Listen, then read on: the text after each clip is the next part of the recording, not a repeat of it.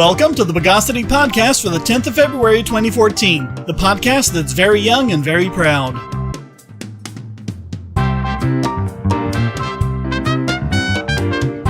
This is your host, Shane Killian, and joining me again this week is Daniel Wilcox. Daniel, welcome back to the show. Glad to be back, Shane. First, a quick, I hesitate to call it a correction. I really didn't think people would take it that literally when I said China redirected all their traffic to a small building in Wyoming.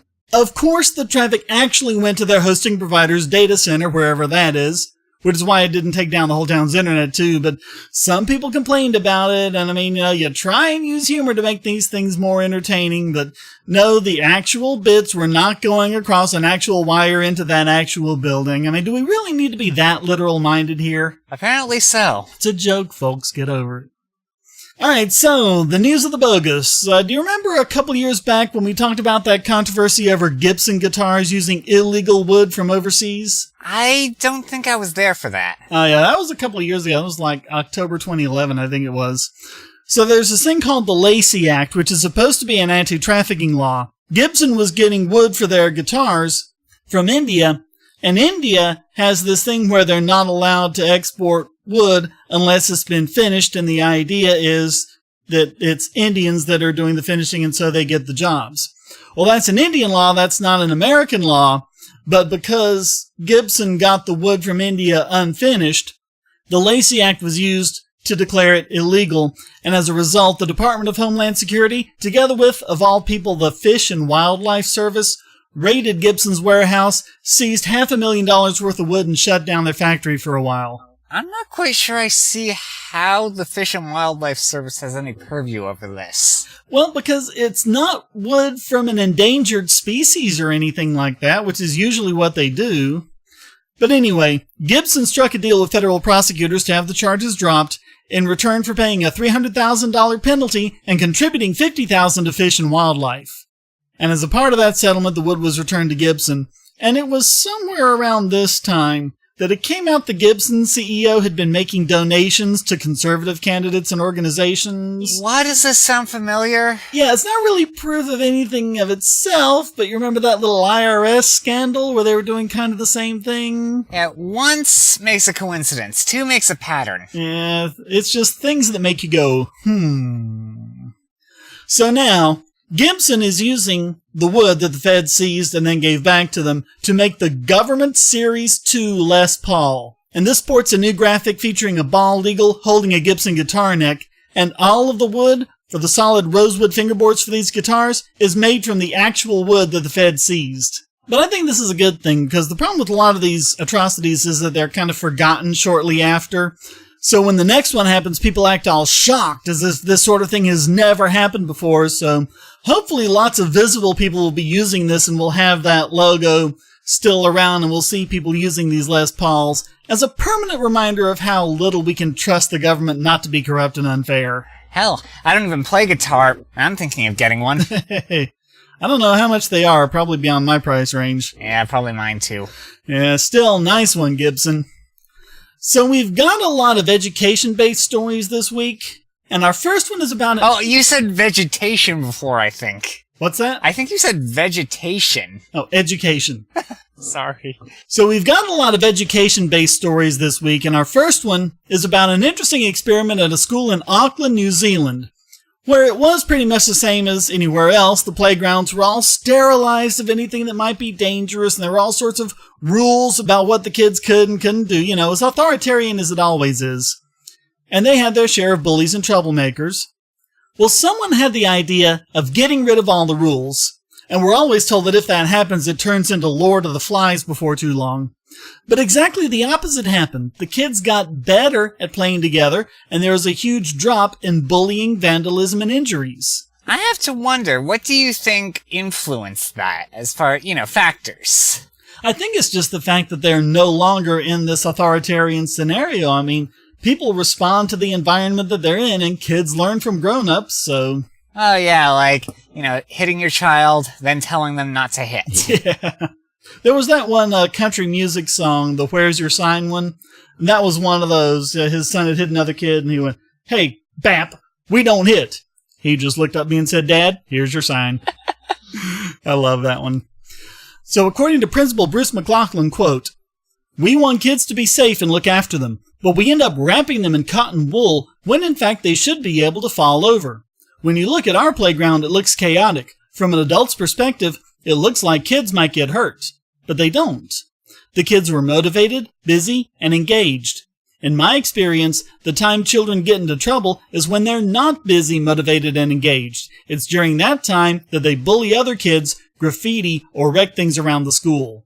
That actually makes a lot of sense. Yeah, and I think it's kind of a microcosm for like a lot of society. The more rules you put under people, Lao Tzu, all those millennia ago mentioned this. The more rules you put on, the more thieves and robbers there will be. Yeah. Well, this was part of a study by AUT and Otago University. And at the time, the teachers were horrified at what might happen if these kids didn't have a bunch of rules to keep them in line. They're all just flabbergasted at how well it worked. Not controlling people? Unthinkable! But they don't need as many teachers patrolling the playground. They even got rid of the timeout area because it wasn't being used anymore. It wasn't needed. Kind of like, when Sweden ended up closing down prisons. Oh, I didn't hear about that. Oh, yeah, they didn't have enough occupants. Oh, okay. Yeah, well, that's a sign of victory, whereas over here it's like, we're tough on crime, so we'll build more prisons. That's what everyone says, but isn't that like meaning that you're failing and you're not doing your job?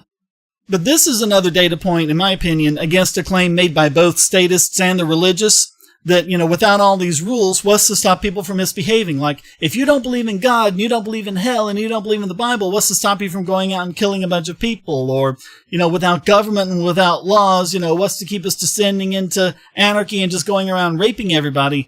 The fact of the matter is, people misbehave more when there are rules set down by an authoritarian body as opposed to rules they work out to their own mutual benefit. It's the old original sin argument, and, as Dawkins said, are you saying the only reason you don't do these things is because you're afraid of punishment? If that's the case, you're in no position to be lecturing about morals. History is written by the winners, and so apparently is economics. That's why there's Liberty Classroom. Probably the best single learning resource for history and economics on the web, Liberty Classroom teaches U.S. history, Western Civ, and economics from actual university professors. There's lots of free material to get you started, including introductory lectures on all these subjects. And when you sign up, you'll get the full site's content for just $99 a year, less than the price of 2 cups of coffee a month. And if you type in the promo code Bogosity in all caps, you'll get your first year for just $88. Lectures are available in both video and audio format, so you can watch or listen to them on your computer, your phone or tablet, or in your car. Learn at your own pace about the subjects you're interested in and become a more effective debater. You'll also get access to lots of supplemental materials and even the professors themselves via the discussion forum and even live video chats. Inform yourself against the myths and propaganda of our society. Visit libertyclassroom.com. You say you don't like Bitcoin? Why not? Oh, because it's not gold. No problem. Just go to coins.bogosity.tv and you'll be taken to Coinable, where you can buy gold or silver coins or bars with your Bitcoins, with literally up-to-the-minute spot pricing. Now there's no reason not to jump on the Bitcoin bandwagon. Whether you're a Bitcoin miner, service operator, Bitcoin business owner, or market speculator, you can get gold and silver from reputable dealers. And Coinable has Bitcoin liquidity for fast processing of your order. Coinable even utilizes a special shipping infrastructure to ensure that your investment arrives safely at your door. And you know what? By going to coins.bogosity.tv, you won't pay a penny more, a Satoshi more for your purchase. But you'll help this podcast. You can even sell your gold and silver for Bitcoin as well. Coinable is your Bitcoin to gold marketplace. So go to coins.bogosity.tv and start turning your Bitcoins into gold now. Okay, going from the long to the short of it, about 40 students at Untitled Elementary in Salt Lake City had their lunches taken away from them because of outstanding balances. Meanwhile, while they get rid of bullies in New Zealand, Unitah has them in their schools. But with a twist! Well, get this. They didn't just say, you don't have money in your account so you can't get lunch. They took the actual lunches they had already been given and threw them in the trash. I mean, what's that supposed to accomplish? It's a show of power. Some government employee on a power trip. Also, I feel inclined to question this. They didn't notify the kids' parents before their balance ran out? I don't know, but either way, you would think that they would go after the parents, because the parents are the one who didn't pay, and, I mean, what are the kids supposed to do? Well, according to the spokesstooges for the school on Facebook, quote, when lunchtime came, students who still had negative balances were told they could not have a full meal, but were given a piece of fruit and milk for lunch. The district does this so children who don't have money for lunch can at least have some food and not go without. Oh, how noble of them. Yeah, I mean, but what is the mentality of this? What is like, the parents didn't pay the bill, so let's go after the students and throw their lunches away. It's kind of the mafia example. It's like sending a finger in the mail. I know, it was just like for show or something. I mean, if the food goes in the trash, you're not saving any money. I mean, and it's not the kids' fault. They're making an example of the kids. Yeah. This is what happens when you don't pay up. Yes, we're the authority and we are not to be countermanded. You don't mess with us. And Bogosity swings like a pendulum do. We've got another bit of good news. And something, in my opinion, has been a long time coming, like decades. The Kentucky Senate passed a bill that would count computer programming languages towards a foreign language credit. I'm not gonna lie, that seems pretty great. I mean, it gives students incentives to learn programming, which can often be more useful in a lot of modern fields than foreign language. I'm not saying foreign language isn't useful. I'm just saying programming is almost a universal language of sorts. It is, really, yeah. And let's go over the reasons they give for learning a foreign language, because it certainly isn't being able to speak the language, because unless you're in a bilingual environment, you won't use it enough to retain it and be fluent. And if you are in a bilingual environment, you won't need it to be fluent. The reasons are, students who take a foreign language do better at English, which makes sense because it forces you to think about things like parts of speech and other things you just take for granted when you speak English. They do better at mathematics and music and all sorts of other subjects, and they have increased ability to focus on a task. So learning a foreign language gives you all those things. And so does learning a programming language. But there are a lot more reasons. Programming languages are an expression of mathematical concepts. So students would end up doing even better at math. They'll also learn what they don't learn in math class but should, not only problem-solving skills, but problem-identifying skills, which can be just as important. Good point. Yeah, they'll learn how to think through a problem, how to reject ideas that don't work, how to think critically about everything they do. The state is doomed. But there's all sorts of good benefits to that. And it doesn't even have to be a difficult language. Python is an incredibly easy language to learn. Yet you gain all these benefits from it. And if you do want to go into the industry, lots of popular software is written in Python, including BitTorrent, Battlefield 2, Dropbox, Civilization 4, Blender 3D, Cinema 4D. You can write Google apps with it or games for the Quake engine. It's used by NASA and Google and YouTube and all sorts of companies. Rybash, Ryflash, and Rysmash use it, actually. They're modding tools for Oblivion, Skyrim, and Fallout. Yeah, and there's a lot of games and other utilities. I know a lot of the 3D engines and things like that, where you can write scripts in Python and actually customize the software. Just don't get me started on Papyrus. That's a nightmare. So good on you, Kentucky, and here's hoping lots of other schools and colleges follow suit. Here's hoping. Hackers, terrorists, the NSA. But I repeat myself. Your online security is under attack, and the weakest point is your password. That's why you need LastPass. LastPass plugs into your browser and allows you to randomly generate strong, unique passwords anywhere on the web, all protected by one master password. LastPass sets up in minutes and gives you secure automatic logins throughout the web, synchronizing across all your browsers and all your computers, at home, at work, or on the road. It even securely stores sensitive form data, including credit card numbers, backup sensitive documents, membership info, Wi-Fi logins, and more. And with LastPass Premium, you can get these benefits on other applications and even mobile devices, and also get priority customer support. Sign up at password.bogosity.tv for a free month of LastPass Premium. Log in securely everywhere using the last password you'll ever have to remember. Go to password.bogosity.tv and get LastPass now. Bogosity.tv and all of its services are hosted at GoDaddy. I've been a satisfied GoDaddy customer for over 10 years now. Their prices are great, and their 24/7 support is second to none, so I'm happy to be able to give you this special offer. Just sign up for any new domain, web hosting, email, or many other services, and get 35% off by typing in the code WOWNOBOGON. That's WOWNOBOGON. Because there's nothing bogus about these savings on quality internet service. Get your own .com with a personalized email address, or establish your online business in a snap, all for 35% off. Or check the right-hand side of the podcast page for special offers on GoDaddy products. Get great savings on quality internet services. Just go to GoDaddy.com and use the code WOWNOBOGON. And now let's debug this week's biggest Bogon emitter. So while Kentucky is being all sensible and allowing students to take programming languages for a foreign language credit, California is being even more ridiculous than usual and shutting down programming boot camps. Let me guess. They're not compliant with local regulation. Yeah, pretty much. California's Bureau for Private Post-Secondary Education, that's BPPE, I think I'll pronounce that BOP, as in bop you on the head if you don't do what we say.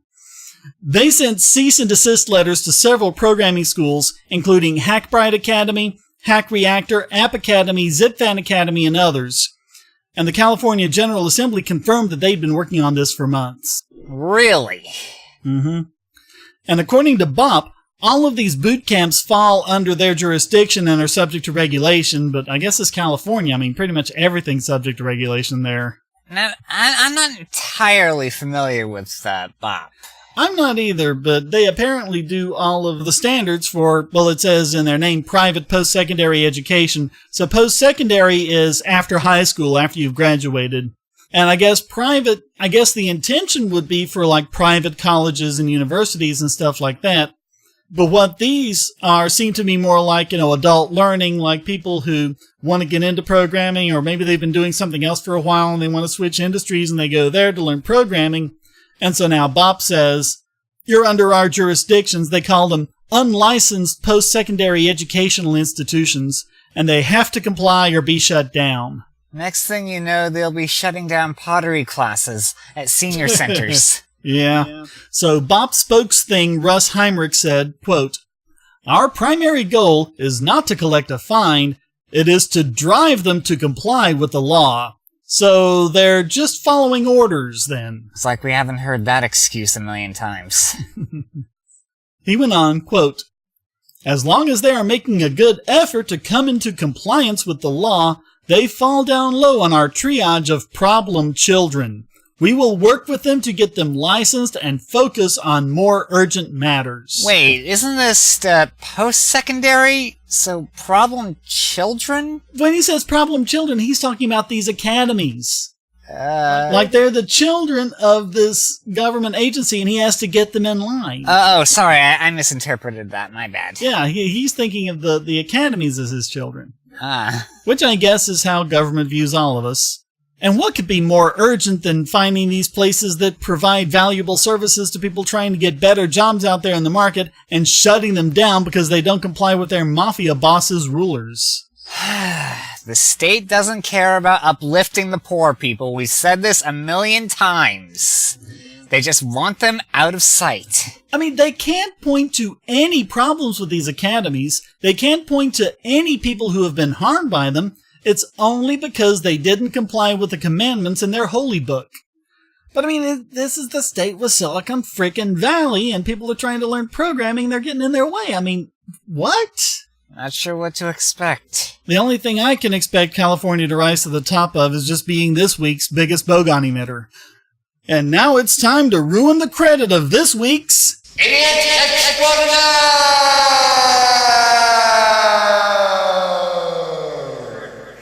Wow, that was a long one.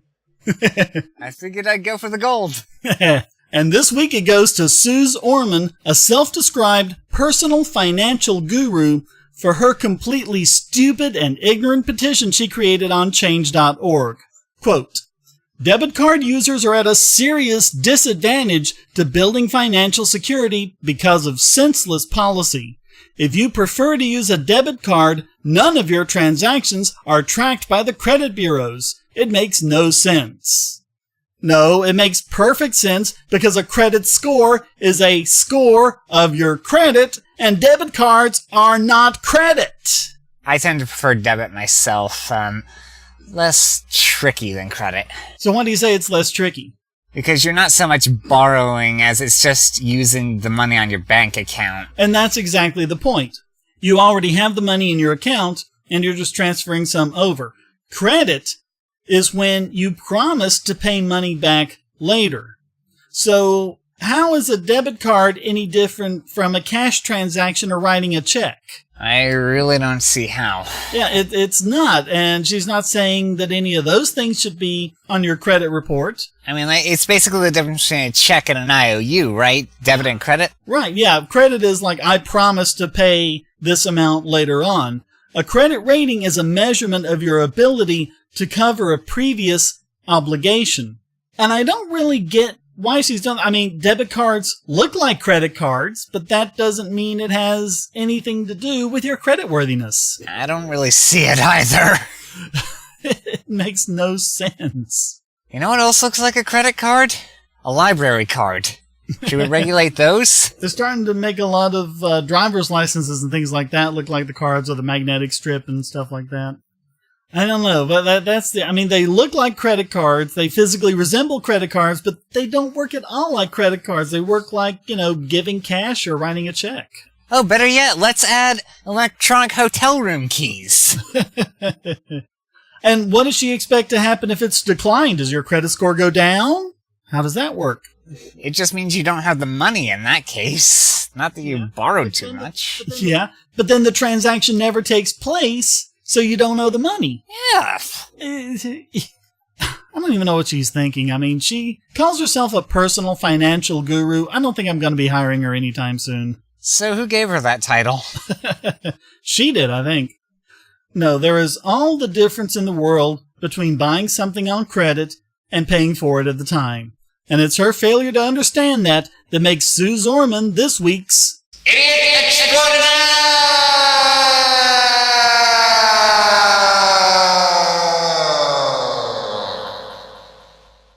Ah, darn it. 2 seconds later, you need to got the gold.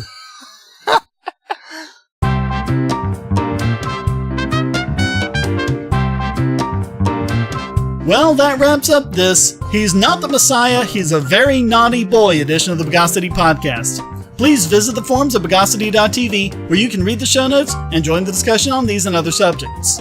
This podcast is free but not free to produce, so please donate via PayPal or Bitcoin at the top of the Bogosity.tv website or down the right-hand side of the podcast page and give generously to keep this podcast going. And if you'd like to contribute to the podcast, just send a question, statement, news article, or rant to podcast@Bogosity.tv. Put it in an audio file, and if it's good enough, it'll get played right in the podcast. Thank you for listening, and thanks again to Daniel Wilcox for joining me. My pleasure. Until next time, here's a quote from John F. Kennedy. Those who make peaceful revolution impossible will make violent revolution inevitable. The Bogosity podcast is licensed under a Creative Commons Attribution Non-Commercial No Derivatives 3.0 Unported license.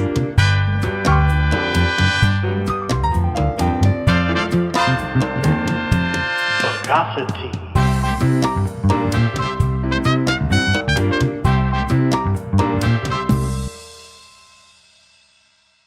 Do you want answers to creationist claims against evolution? Would you like to know more about evolution yourself, or even engage creationists more directly, with actual peer-reviewed sources to back you up?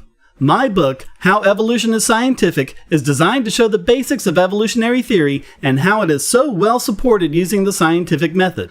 It's impeccably sourced, with references to the actual scientific material, and is arranged using the creationists' own criteria of what is scientific. Using their own arguments against them, see how evolution is scientific, but creationism is not, based on observations, accurate predictions, logic, and evidence.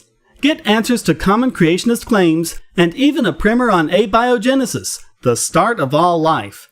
It's all in my book, How Evolution is Scientific, available at Amazon and on Kindle, EPUB, and PDF as well. Get How Evolution is Scientific and never be taken in by creationists again.